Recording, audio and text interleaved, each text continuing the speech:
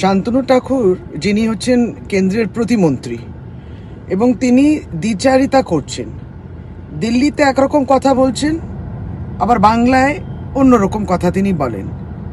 CA পরিষ্কারভাবে তৃণমূল কংগ্রেসের পক্ষ থেকে সভানেত্রী এবং রাজ্যের মুখ্যমন্ত্রী মমতা বন্দ্যোপাধ্যায় বলে দিয়েছেন যে সিএ এই বাংলায় হবে না।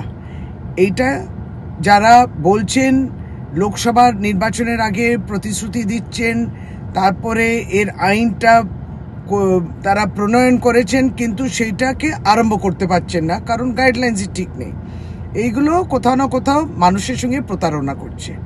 মুখ্যমন্ত্রী পরিষ্কার বলে দিয়েছেন মমতা বন্দ্যোপাধ্যায় সিএ হবে না, এবং তিনি পরিষ্কারভাবে বলে দিয়েছেন যে আপনারা পশ্চিমবাংলায় যারা বসবাস করছেন, রেশন পাচ্ছেন, সমস্ত রকম সরকারি প্রকল্পর সঙ্গে তারা যুক্ত রয়েছেন, তারা ইতিমধ্যে নাগরিক, এবং দ্বিতীয়বার তাদেরকে নাগরিকতা দেওয়ার যে সিএ এর মাধ্যমে বিজেপি বলছে যে সমস্তটা ভুল, ফলে সিএ প্রয়োজন নেই, সিএ হবে না।